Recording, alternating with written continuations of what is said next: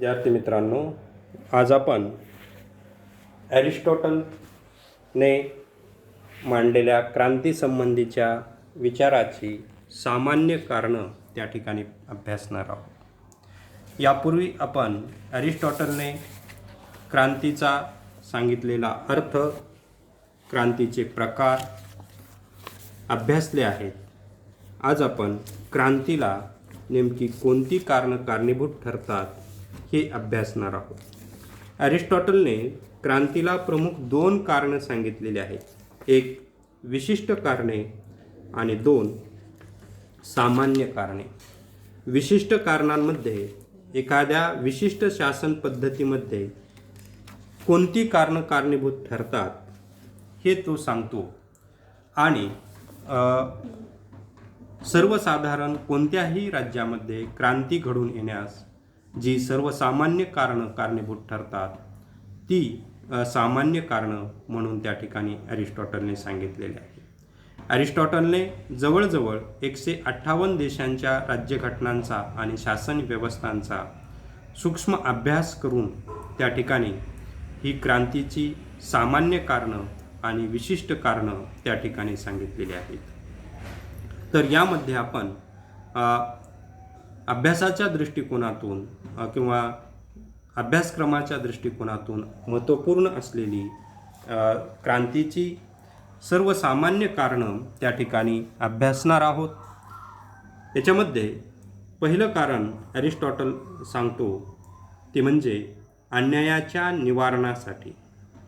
जेव्हा शासनाच्या माध्यमातून जनतेवर अन्याय अत्याचार होतो किंवा एखाद्या विशिष्ट वर्गावर किंवा एखाद्या समाजावर अन्याय करण्यात येतो किंवा एखादा समाज दुसऱ्या समाजावर अन्याय अत्याचार करत असतो, तेव्हा आपल्यावर झालेल्या अन्यायाचं परिमार्जन करण्यासाठी एखादा गट किंवा तो समूह त्या ठिकाणी क्रांती करत असतो.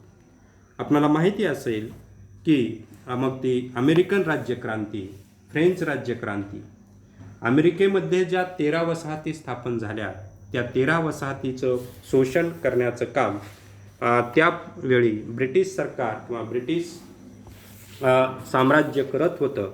आणि तेव्हा मग वॉशिंग्टनच्या नेतृत्वाखाली तेथील 13 वसाहती एकत्रित आल्या आणि आपल्यावर होणाऱ्या अन्यायाचं निवारण करण्यासाठी त्यांनी इंग्लंड सरकारच्या विरुद्ध क्रांती किंवा बंडाची हाक पुकारली, बदलाची हाक पुकारली. आणि मग आपण पाहतो की त्या ठिकाणी 1774 राज्यक्रांती होऊन त्या ठिकाणी अमेरिका ही स्वतंत्र सार्वभौम राज्य किंवा तो एक स्वतंत्र समूह त्या ठिकाणी निर्माण झाला.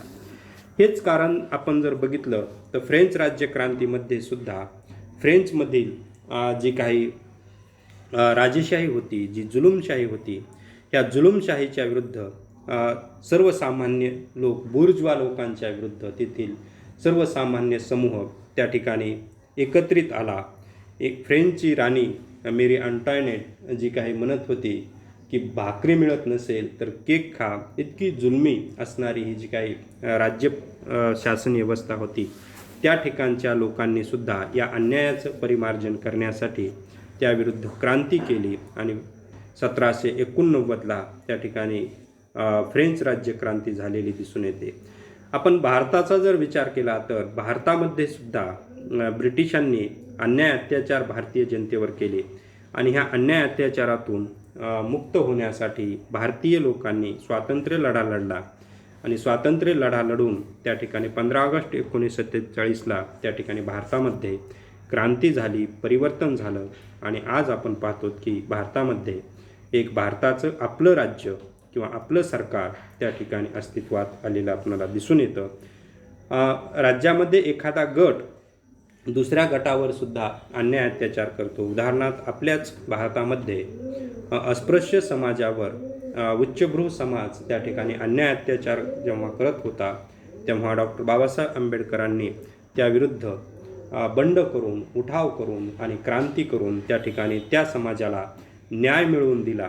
आणि यालासुद्धा आपल्याला एक प्रकारची क्रांती म्हणता येईल.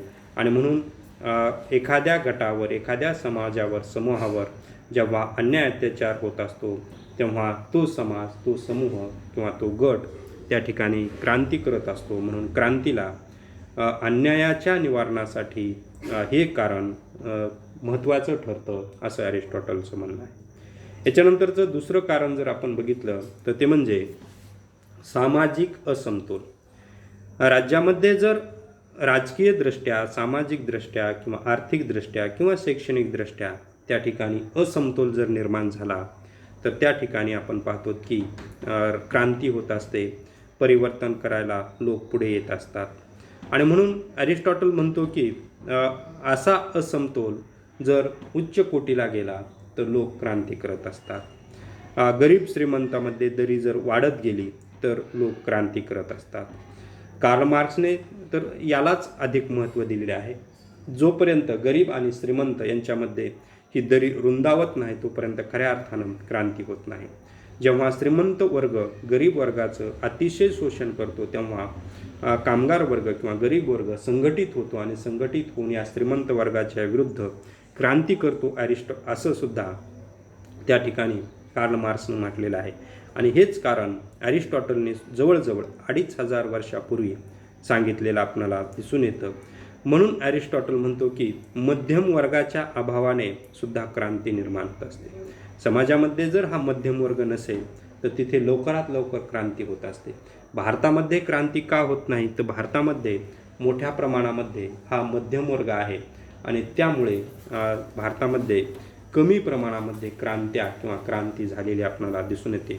परंतु सामाजिक असमतोल याच्यामध्ये आपण पाहतो की भारतामध्ये सामाजिक असमतोलामधून क्रांती झालेली, डॉक्टर बाबासाहेब आंबेडकरांनी केलेली क्रांती असेल, ही सामाजिक असमतोलातूनच झालेली एक प्रकारची क्रांती आहे.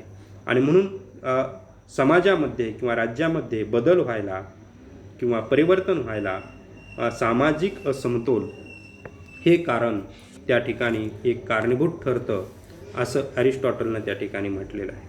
त्याच्यानंतर दुसरं एक कारण अरिस्टॉटल सांगतो आणि तो म्हणजे असमानता किंवा त्याला दुसऱ्या भाषेमध्ये विषमता म्हणता येईल.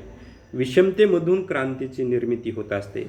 समाजामध्ये कोणत्या ना कोणत्या प्रकारची जर विषमता असेल, जात, धर्म, पंथ, वर्ग, वंश, वर्ण, लिंग या प्रकारची जर विषमता असेल तर त्या ठिकाणी लोक त्या ठिकाणी क्रांती करत असतात. किंवा एखाद्या समाजाला किंवा एखाद्या समूहाला जीवन जगण्याची जर साधनं मिळत नसतील आणि एखादा समाज जर प्रतिष्ठित जीवन जगत असेल तर त्या ठिकाणी क्रांती व्हायला वेळ लागत नाही आणि लोक त्या ठिकाणी क्रांती करत असतात.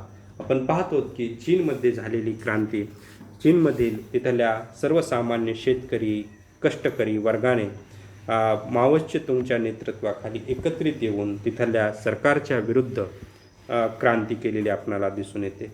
आणि म्हणून हा जो काही असमतोल आहे, ही जी काही असमानता आहे, या असमानतेमधून सुद्धा राज्यामध्ये क्रांती होते असं अरिस्टॉटल म्हणतो.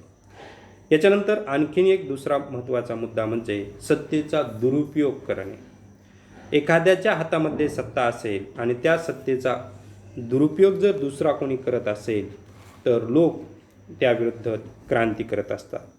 आणि म्हणून मग सत्तेचा दुरुपयोग जर होऊ लागला तर त्या ठिकाणी क्रांती होते. इंग्लंडमधलं जर आपण उदाहरण बघितलं तर इंग्लंडमध्ये 1688मध्ये जी झालेली वैभव क्रांती, इंग्लंडचा राजा पहिला चार्लस किंवा इंग्लंडचे राजे त्याच्या अगोदरचे हे अन्याय आणि अत्याचारी होते. लोकांचे छळ करायचे, लोकांचं शोषण करायचे, लोकांवर अन्याय अत्याचार करायचे. तेव्हा तिथला सामान्य वर्ग एकत्रित आला, संघटित झाला आणि तो न्यायाची किंवा हक्काची मागणी करू लागला. आणि या हक्काच्या मागणीमधूनच मग तिथला जो काही धर्मगुरू वर्ग असेल, तिथला जो काही श्रीमंत वर्ग असेल, लॉर्डस वर्ग असेल, तो लोक सत्तेचा दुरुपयोग करू लागला. आणि म्हणून या विरुद्ध लोक एकत्रित आले आणि त्या लोकांनी येऊन आपण पाहतो की राजाच्या विरुद्ध क्रांती केली. तसंच उदाहरण आपल्याला सांगता येईल पंतप्रधान इंदिरा गांधी यांच्या काळामध्ये सत्तेचा दुरुपयोग त्या ठिकाणी त्यांचे असणारे पुत्र संजय गांधी यांनी मोठ्या प्रमाणात केलेला आपल्याला दिसून येतो. त्याच काळामध्ये आपण पाहतो कुटुंब नियोजनासाठी अनेक तरुणांच्या त्या ठिकाणी नसबंदी करण्यात आल्या, अनेकांवर अन्याय अत्याचार केले, रात्री अपरात्री लोकांना डांबून किंवा अटक करण्यात आली आणि ह्या आणीबाणीच्या काळामध्ये सत्तेचा फार मोठ्या प्रमाणामध्ये दुरुपयोग झालेला आपल्याला दिसून येतो. आणि मग आपण पाहतो की जेव्हा 1977ला भारतामध्ये सार्वत्रिक निवडणुका झाल्या तेव्हा लोकांनी फार मोठा बदल केला, काँग्रेस सरकार पाडलं. एवढंच नाही तर पंतप्रधान असलेल्या इंदिरा गांधी आणि त्यांचे पुत्र संजय गांधी यांचा वैयक्तिक पराभव केला आणि त्या ठिकाणी मग आपण पाहतो की मोरारजी देसाई यांच्या नेतृत्वाखाली एक जनता पक्षाचं सरकार, पहिलं आघाडी सरकार किंवा पहिलं बिगर काँग्रेसी सरकार भारतामध्ये स्थापन झालेलं आपल्याला दिसून येतं. ही एक फार मोठी क्रांती त्या काळामध्ये, फार मोठा बदल त्या काळामध्ये झालेला आपल्याला दिसून येतो. याचं कारण जर आपण बघितलं तर ते म्हणजे सत्तेचा जो काही दुरुपयोग करण्यात आला आणि ह्या दुरुपयोगातून त्या ठिकाणी आपण पाहतो की क्रांती झालेली आपल्याला दिसून येते. त्याच्यानंतर आणखीन एक महत्त्वाचं कारण अरिस्टॉटल त्या ठिकाणी क्रांतीला सांगतो आणि ते म्हणजे परस्पर विरोधी विचार प्रणाली. राज्यामध्ये जर परस्पर विरोधी विचार प्रणालीचे लोक असतील तर त्या ठिकाणी आपण पाहतो क्रांती लवकर होत असते. कारण की विचार प्रणाली ही एक अशी बाब आहे की जी माणसाला कृती करायला भाग पाडते. विचार प्रणालीमुळे माणूस संघटित होतो, संघर्ष करतो आणि संघर्ष करून त्या ठिकाणी क्रांती करत असतो. आणि म्हणून पाहतो की आपण जगामध्ये ह्या विचारानेच क्रांत्या घडवून आणलेल्या आहेत. मग ती रशियन राज्यक्रांती असेल, चीनची राज्यक्रांती असेल किंवा फ्रेंच राज्यक्रांती असेल. फ्रेंच राज्यक्रांतीमध्ये आपण जर बघितलं तर रुसोने जो काही एक मंत्र दिला, स्वातंत्र्य, समता, बंधुता आणि न्याय, हा जो विचार तिथल्या लोकांना दिला आणि मग तेव्हा ह्या लोकांनी हा विचार घेऊन त्या ठिकाणी संघर्ष केला आणि तिथली सत्ता त्या ठिकाणी नष्ट केली किंवा तिचा पाडाव केला. आणि म्हणून एकीकडे पुरोगामी आणि प्रतिगामी, भांडवलशाही, साम्यवादी किंवा लोकशाही, हुकुमशाही अशा परस्पर विरोधी विचाराचे लोक जर राज्यामध्ये असतील तर त्यावेळेस मग संघर्ष निर्माण होतो आणि संघर्ष निर्माण होऊन त्या ठिकाणी क्रांती होत असते. आणि म्हणून परस्पर विरोधी विचार प्रणालीचे लोक जर एकत्रित राहत असतील तर त्या ठिकाणी निश्चितच क्रांती होत असते, असं त्या ठिकाणी अरिस्टॉटल म्हणतो. लोकशाही देशामध्ये सुद्धा जे राजकीय पक्ष असतात त्याच्यामधून मग जे काही सत्तांतर होत असतं याच्या पाठीमागे विचार प्रणाली आपण असलेली दिसून येते. भारतीय जनता पार्टी जसं की हिंदुत्व विचार प्रणालीचा पक्ष आहे आणि काँग्रेस हा जसा की धर्मनिरपेक्ष विचार प्रणालीचा पक्ष आहे. आणि मग कधी भारतीय लोक भाजपसारख्या हिंदुत्ववादी विचार प्रणाली निवडून देतात तर कधी काँग्रेससारख्या धर्मनिरपेक्ष विचार प्रणालीला त्या ठिकाणी निवडून देतात आणि त्याच्यामधून एक प्रकारचा बदल त्या ठिकाणी घडवून आणला जातो. यालासुद्धा आपणाला अरिस्टॉटलच्या भाषेमध्ये क्रांती म्हणता येईल. त्याच्यानंतरचा आणखीन एक महत्त्वाचा मुद्दा जर पाहायचा असेल किंवा क्रांतीला कारण जर कोणतं असेल तर अरिस्टॉटल म्हणतो की परस्पर अविश्वास. राज्यामधील समाजामध्ये जर परस्पर अविश्वास असेल आणि त्या अविश्वासातून जर समाजामध्ये भीती जर निर्माण झालेली असेल तर त्या ठिकाणी मग क्रांती होत असते. एखादा वर्ग दुसऱ्या वर्गाच्या बाबतीमध्ये सत्ता हिरावून घेईल, आपले अधिकार हिरावून घेईल अशी भीती जर त्या ठिकाणी निर्माण होत असेल तर त्या ठिकाणी मग आपण पाहतो की वर्गावर्गामध्ये संघर्ष निर्माण होतो किंवा वर्ग दुसऱ्या वर्गाविरुद्ध त्या ठिकाणी क्रांती करत असतो.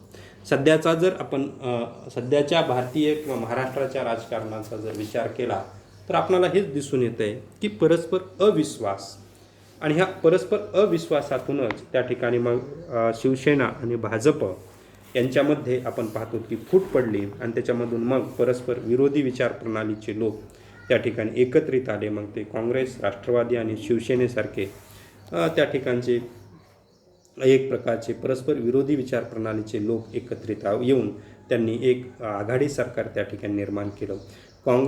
शिवसेना आणि भाजपमध्ये जो परस्पर अविश्वास निर्माण झाला आणि या अविश्वासातून आजचं हे सरकार त्या ठिकाणी अस्तित्वात आलेलं आपल्याला दिसून येतं. किंवा अनेक हुकुमशाही किंवा राजेशाहीमध्ये हे कारण जास्त विशेषत्वाने त्या ठिकाणी पुढे आलेलं आपल्याला दिसून येतं. राजा आणि प्रधान यांच्यामध्ये जेव्हा अविश्वास निर्माण होतो आणि त्याच्यामधून मग आपण पाहतो की राजेशाहीमध्ये आणि हुकुमशाहीमध्ये बदल मोठ्या प्रमाणामध्ये झालेले आपल्याला दिसून येतात. आणि म्हणून आज जे आपण पाहतो की भावाभावामध्ये सुद्धा या परस्पर अविश्वासातून सत्ता संघर्ष किंवा बदल झालेले आपल्याला दिसून येतात. एकाच घरामध्ये आपण पाहतो की वेगवेगळे पक्ष त्या ठिकाणी असलेले दिसून येतात.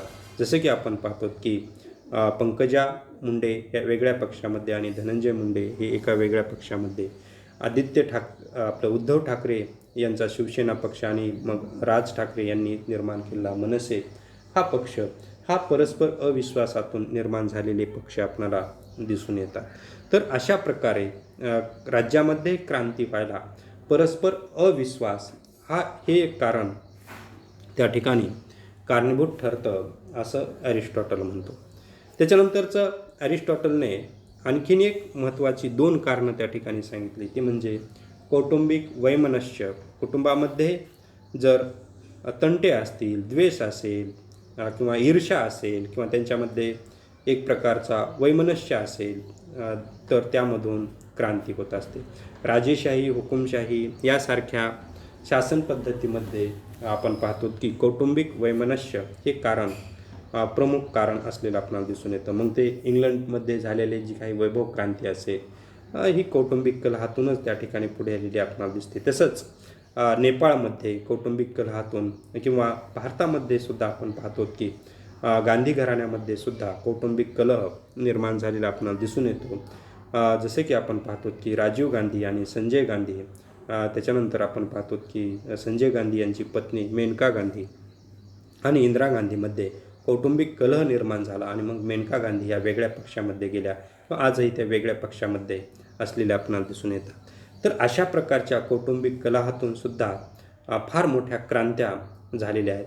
कारण की कुटुंबामध्ये काही लोक त्या ठिकाणी अतिमहत्त्वाकांक्षी असतात आणि त्या महत्त्वाकांक्षेपोटी ते आपल्या कुटुंबातील सत्ताधारी लोकांविरुद्ध क्रांती करत असतात. त्याच्यानंतरचं आणखीन एक कारण जर सांगायचं झालं तर ते म्हणजे मानवी स्वभाव. मनुष्य खऱ्या अर्थानं जर आपण बघितलं तर तो एक राजकीय प्राणी आहे. ॲरिस्टॉटल म्हणतो मनुष्य हा समाजशील प्राणी आहे, परंतु ॲरिस्टॉटलला प्रामुख्याने हेच म्हणायचं आहे की तो राजकीय प्राणी आहे. जो समाजामध्ये राहतो, जो राज्यामध्ये राहतो तो राजकीय असतो. कारण की राजकारण करण्याशिवाय किंवा राजकीय डावपेच करण्याशिवाय त्याला पर्याय नसतो. आणि म्हणून मग राज्यामध्ये राहत असताना सत्ता, अधिकार, पदप्राप्ती याबद्दल माणसाला एक प्रकारची महत्त्वाकांक्षा असते, अभिलाषा असते आणि मग माणसाला सत्तेबद्दल मोह निर्माण होतो. हा मानवी स्वभाव आहे. सत्ता कुणाला नको आहे आणि म्हणून प्रत्येकाला वाटतं की माझी सत्ता असावी, माझ्या हातात सत्ता असावी. जसं की आपण पाहतो की घरामध्ये सुद्धा सासू सुनेचे भांडणं ही जी काही आहेत तर ही सत्तेमधून निर्माण झालेली भांडणं असतात. आपण पाहतो की सासूला वाटते की माझ्या हातामध्ये कारभार असावा, तर सुनेला वाटतं माझ्या हातामध्ये कारभार असावा आणि याच्यामधून मग सासू सुनेमध्ये विसंवाद किंवा संघर्ष निर्माण होतो आणि त्यामधून मग घरामध्ये क्रांती होते, बंड होते, बदल होतो. म्हणजे मला हे सांगायचे की ही मानवी प्रवृत्ती आहे, मानवी स्वभाव आहे सत्ता प्राप्ती. आणि मानवी स्वभाव हा राजकीय असल्यामुळे त्यामध्ये मग माणसामध्ये मतभेद निर्माण होऊन त्या ठिकाणी राज्यामध्ये क्रांती होत असते. एकूणच ॲरिस्टॉटलने त्या ठिकाणी आपण पाहतो की क्रांती निर्माण होण्यासाठी जी कारणं सांगितलेली आहेत ही कारणं त्या ठिकाणी आपण पाहतो की वरील प्रमाणची प्रमुख सर्वसामान्य कोणत्याही देशामध्ये, कोणत्याही राज्यामध्ये क्रांती व्हायला कारणीभूत ठरलेली आपल्याला दिसून येतात. तर आज आपण या ठिकाणी थांबणार आहोत. पुढील तासिकेला आपण त्या ठिकाणी नंतर त्याची उपाय पाहणार आहोत. धन्यवाद.